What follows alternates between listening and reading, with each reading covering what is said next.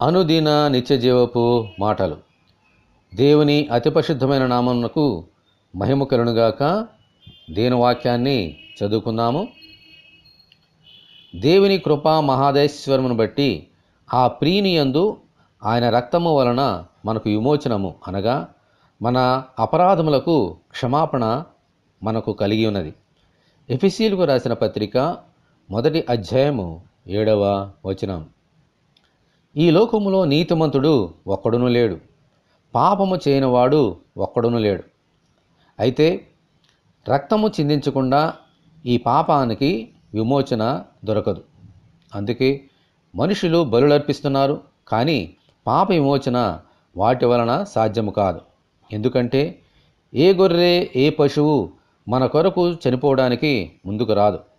బలవంతముగా మనుషుల చేత అవి చంపబడుతున్నాయి. అందుకే మన తండ్రి అయిన దేవుడు తన మహదైశ్వర్యమును బట్టి తన కుమారుడైన యేసును ఈ లోకం పాపమును మోసుకొని పోయే దేవుని గొర్రెపిల్లగా పంపించారు. హల్లెలూయా. ఈ లోకంలోని గొర్రెల వలె కాక దేవుని గొర్రెపిల్లగా మన కొరకు తన ప్రాణాన్ని ఎంతో సంతోషంతో శిలువ మీద పెట్టారు. దేవునికి స్తోత్రము కలుగునుగాక. ఆమేన్. ఆయన కార్చిన రక్తము ద్వారా మనకు పాప విమోచన కలుగుచున్నది. ఈ కార్యము మనలో జరగాలంటే దేవుని మందిరంలో ఉన్న పరిశుద్ధ బలలోని పాత్రలో పాల్పంపులు పొందాలి. అప్పుడే పాపము నుండి విమోచన, రక్షణ. ఆమేన్. హల్లెలూయా.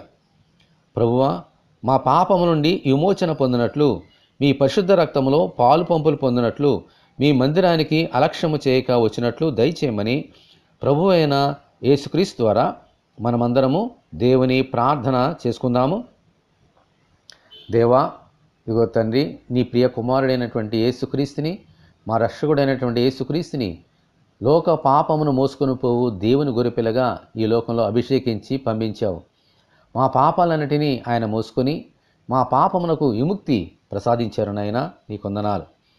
అటువంటి గొర్రెపిల్లవైనటువంటి యేసును మేము ఎల్లకాలము నమ్ముకుంటూ ఆయనందే విశ్వాసం ఉంచుకుంటూ ఈ లోకంలో జీవించే భాగ్యము మాకు అనుగ్రహించండి.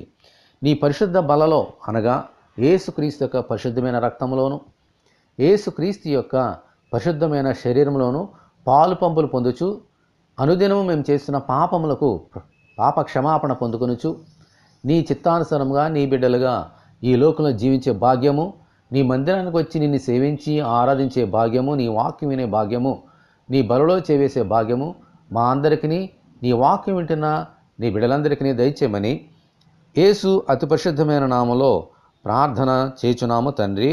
ఆమేన్. మన తండ్రి అయిన దేవుని కృప మనకందరికీ తోడెనుగాక. ఆమేన్. పరిశుద్ధ దేవుని మందిరం.